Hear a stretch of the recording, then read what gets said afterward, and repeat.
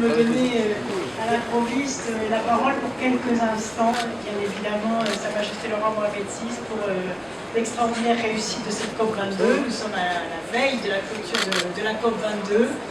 Et je voudrais vous dire que cette COP22 sera dans le queue. Il y a quelques jours, nous avons entendu des déclarations climato-sceptiques inquiétantes. Et je crois que ces déclarations ont eu l'effet inverse.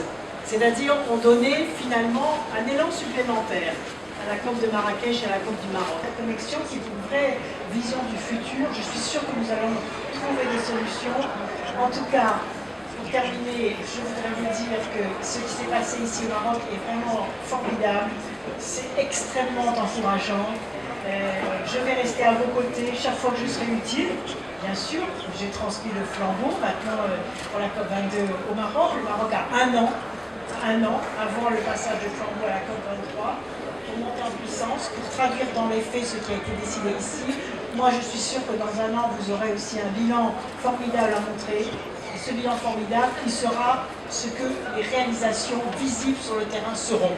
Et c'est pourquoi le sommet des chefs d'État africains a été si important, avec l'adoption de l'initiative énergie renouvelable en Afrique, la mise en place des financements, la mise en place de la gouvernance. Deuxièmement, la coalition solaire, dont les statuts ont été adoptés ici pendant la COP22 avec l'Inde.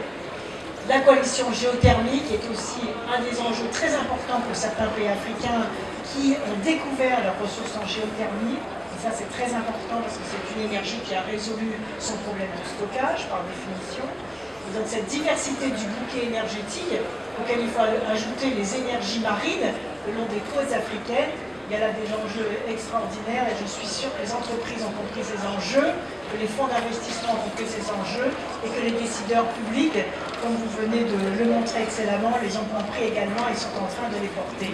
Voilà, bravo à vous et bonne continuation.